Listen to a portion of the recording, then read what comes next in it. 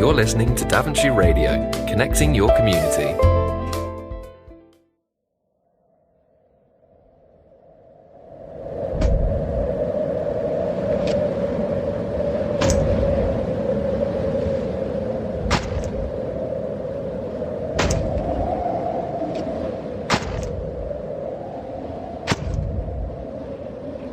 Happy Halloween, everyone.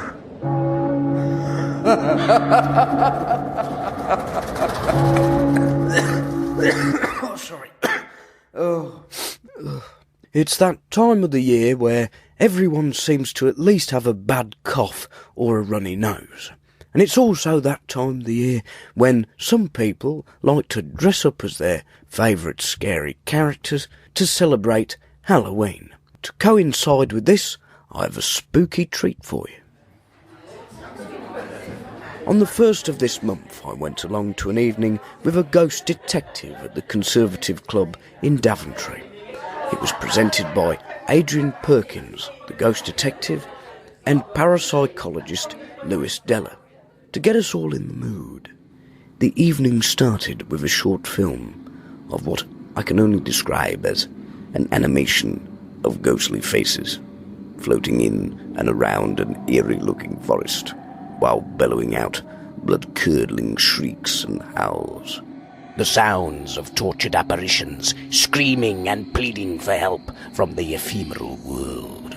This part of the film went on for a few minutes and got to a point where it became strangely and worryingly hypnotic. As we sat, helplessly transfixed, we all felt a tug of unease inside of us, which only grew stronger as we all knew that sooner or later something unimaginably horrible was going to happen. Something was going to jolt us out of our trance-like states.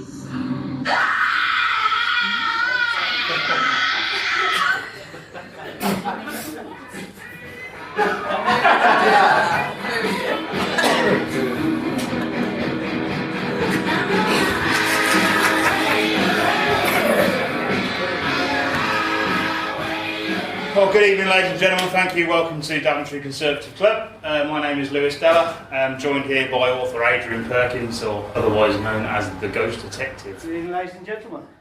Throughout the following presentation, Adrian explained the difference between ghosts and spirits, showed us a slideshow of photographs of poltergeists, where he asked us to spot the real ones and the fake ones, and he talked about the various investigations he has carried out over the 25 years he has been a ghost detective. I interviewed him during the interval. What inspired you to become a ghost detective? Just the fact that I couldn't find any new stories and the experiences I'd had when I was a child. I went on to BBC Radio Northampton and I wasn't expecting many stories to come back. I asked people for their ghost stories. But what I got was people on the motorway from South Africa, Australia and places like that. And I got stories from all over. And it sort of inspired me to go further. And it's a bit like getting on a roller coaster when it's flat out and you can't get off. Every year I say, that's enough, I'm giving it up, I'm stopping. And then the next good story comes out and I'm off again, I'm doing it again. Now, could you pinpoint exactly the moment in your life when you believed ghosts existed? When I saw the first one when I was 6. I didn't tell anybody about it until I was 45 years old because I thought it'd be stupid. People wouldn't believe it anyway and I'd sound like I was stupid. But that's the key. That was the seed that got planted. When I first saw that thing that sat on the bed and I thought, that's unusual. It just sparked an interest. I mean, I started writing children's mystery books, but it really wasn't what I wanted to do. And then my friend said, well, do what you really want to do is go out and find your own ghost stories, which is what I've done, yeah, and it works. Now, what is your process when you are investigating a haunted place? The process is I will never do a ghost hunt with an audience or anything like that. I go in to do an interview with the people who reported it for a start, who were the eyewitnesses. Then I'll look at it and I'll say, OK, who do I need? Do I need Lewis? Do I need an archaeologist? Do I need an historian? Because by bringing these professionals together, I don't know everything about a building. I don't know everything about psychology or anything like that. I need other information. I need help. So you bring these other people together and you form a little team that works on that particular case. The archaeologists and historians, they've all got their own interest in a subject or they wouldn't do it. And it helps them as well understand people a little bit better. And that's how we conduct the cases. What would you say to people who are sceptical about ghosts? Absolutely no problems with that whatsoever. In actual fact, it's better to have an audience of sceptics than an audience of people who believe in ghosts, because you're preaching to the converted. I love to see the husband that's been dragged along by the wife. That's fantastic, because that's the person I want to get through to. That's the person who I want to talk to plant the seed of an interest. I'm not there to convince. I'm there to place a seed to convince, to interest. You're not a medium, are you? You don't dabble in that area? I don't class myself as a medium. If I need a medium, I'll call one in. Yes, I can pick up on things, but I don't want to. I'd rather leave that to someone who wants to. And that's the way I go along with that. I bring people together. I'm like the centre of a wheel. I bring the spokes in and we make it work. That's how we work. Now, tell me about Lewis. How did you partner up with him? Because he's completely the polar opposite. He's a complete sceptic. So you must sometimes clash with one another, but how do you work together?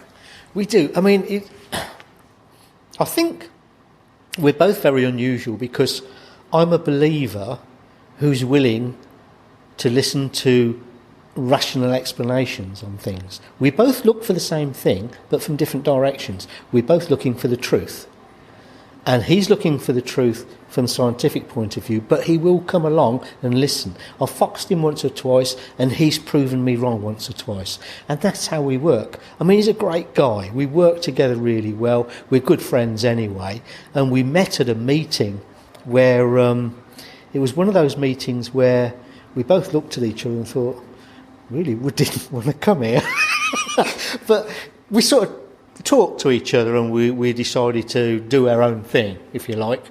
And we went off with Emma White. She started up Northampton Paranormal. And she invited us on a case.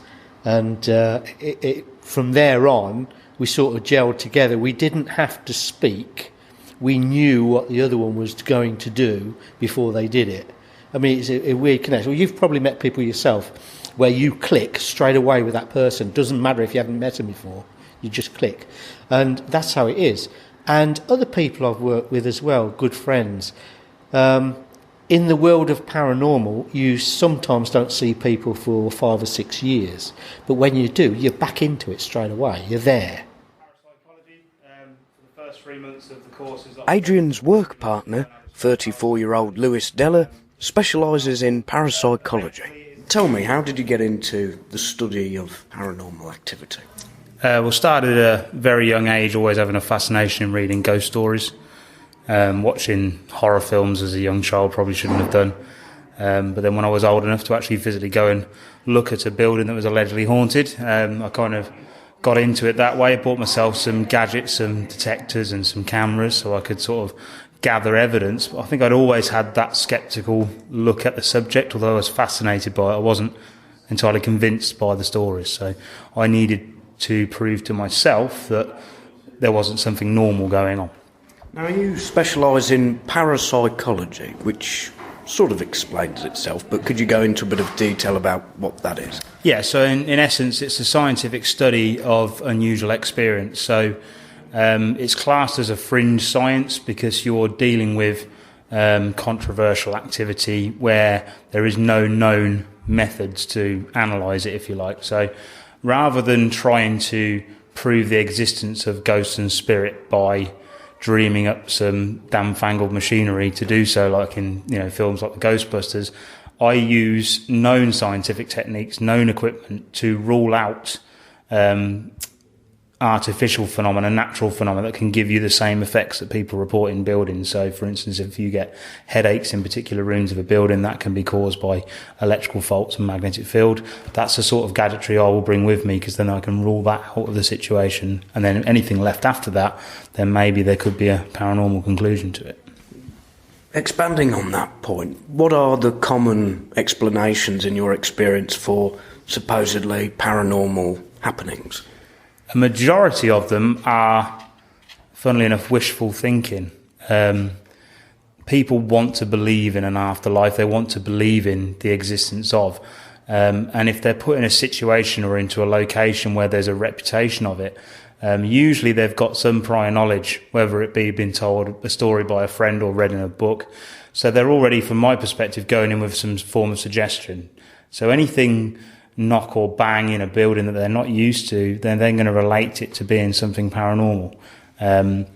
And in a lot of cases, that's not the case. However, because they've got those preconceived ideas, they can't really steer away from it being anything other than paranormal.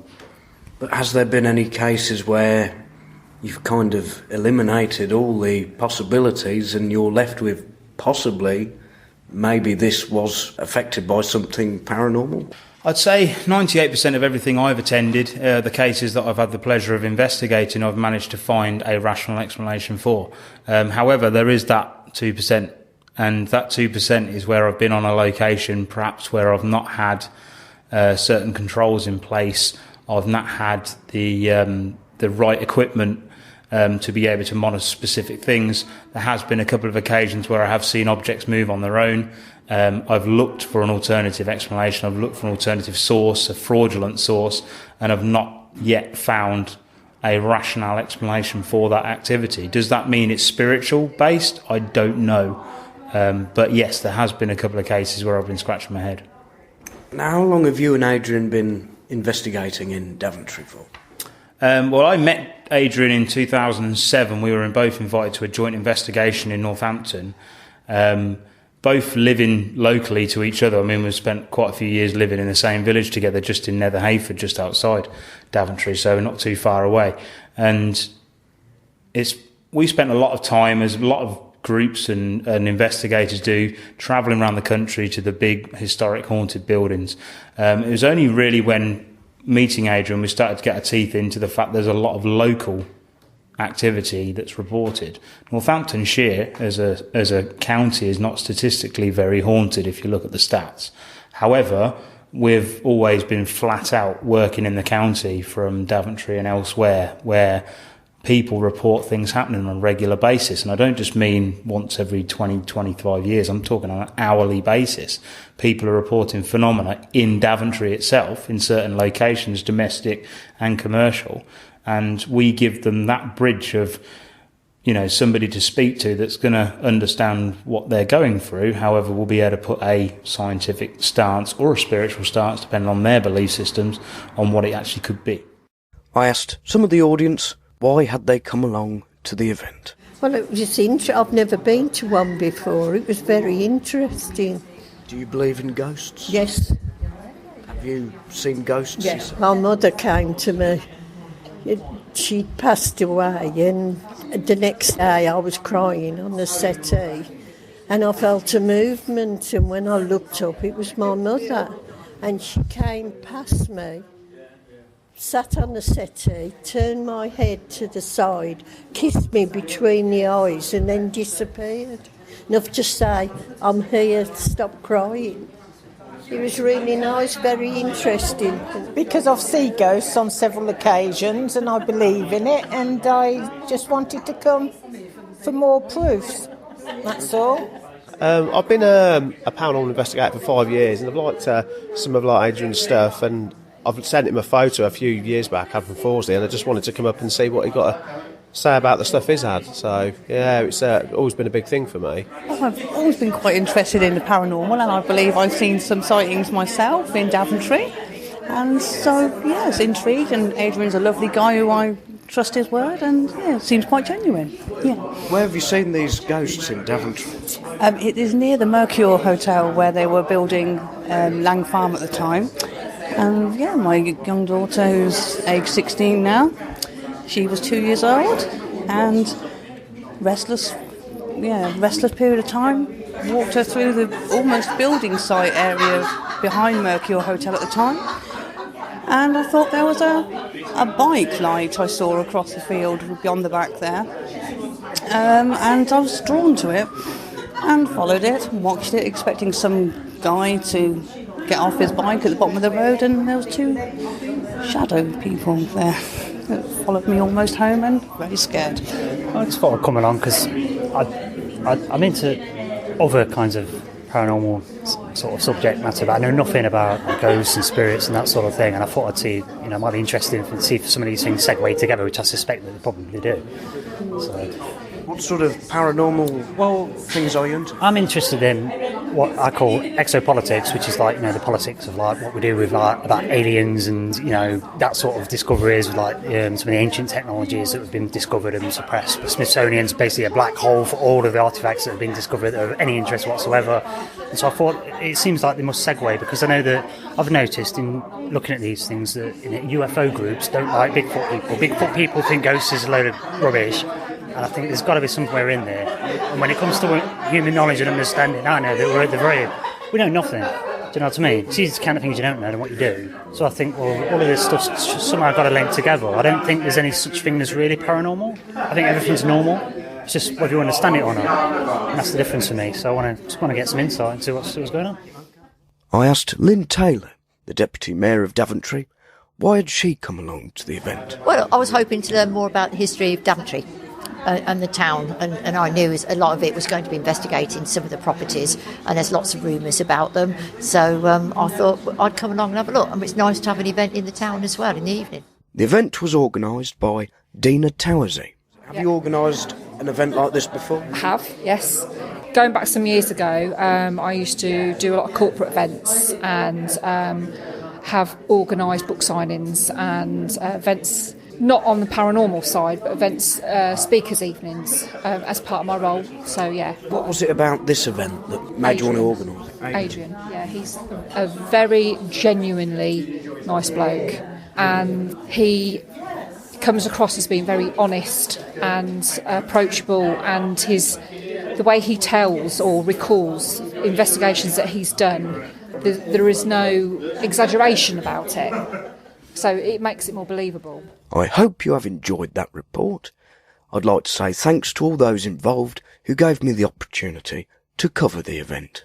If you want to find out more about Adrian's work, you can check out his website, which is at www.ghostdetective.com. Okay. I just had to listen back to that last bit as I was editing the report, and I swear I heard some kind of sound on it. It's not like a whisper on it. I'm just going to listen back to it. You can check out his website, which is at www.ghostdetective.com. No. I must be imagining things. What was that? Dad? Dad? Dad? Dad? Is that you messing about? Because I really can't deal with it at the moment. I'm a bit strung up.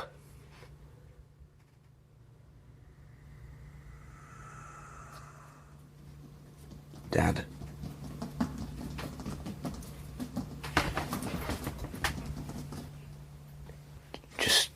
Dad, just give it up, alright? Wherever you are in the room, Dad, whatever you're doing, just stop it, right? Because it's getting on my nerves.